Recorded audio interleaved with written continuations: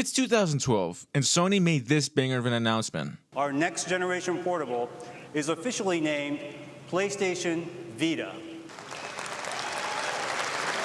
Thank you. The PSP was getting its successor, and Sony had its answer to the 3DS. Skip to 2024 and imagine if I told you it took Sony over a decade to make its Vita successor. I'm getting all of my information from the YouTube channel Moore's Law is Dead, and they're a great tech channel that gives off a lot of good information for upcoming tech products. But back to, why did it take Sony so long to make a PS Vita successor? Well, we gotta go all the way back to 2012. In reality, the Nintendo 3DS was losing popularity, and phones were being deemed as decent gaming machines. The Vita wasn't as straightforward as the 3DS, and it had a lot of the same features that your phone already had. Plus, you have to remember that a year later, Sony launched the PS4, which was the victor of that console generation. With all of this, the Vita was forgotten about, and Sony just stopped caring about it. It was an absolute disappointment. So if Sony's last gaming handheld didn't do so well, then why are they going back to it? Well, everyone, including Sony, needs to thank Nintendo, but it's because of the Switch. The Nintendo Switch proved that there was still a desire for mobile gaming on a dedicated gaming device.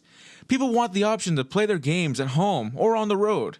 If you don't believe this, then just look at the sales. The Switch is one of the highest selling consoles of all time. Reason 2, handheld gaming PCs. Look, PC gaming has gotten massive over these last few years.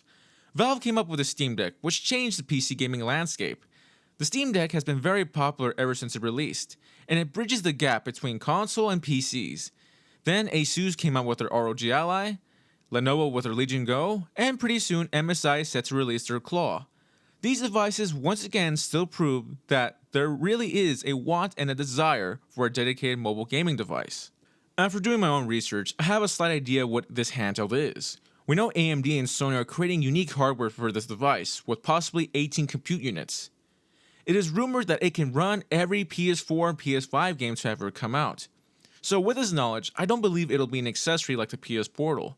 I strongly believe it'll be a console that exists within the family of the PS4, PS5, and PS6. Basically, if you buy this handheld, you wouldn't even need to own a PS5 or the eventual PS6 at that point.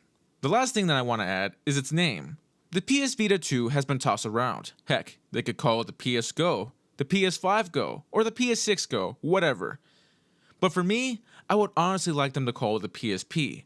It would be so cool that the name of the handheld console that started it all for Sony would be brought back to continue Sony's dominance over Xbox.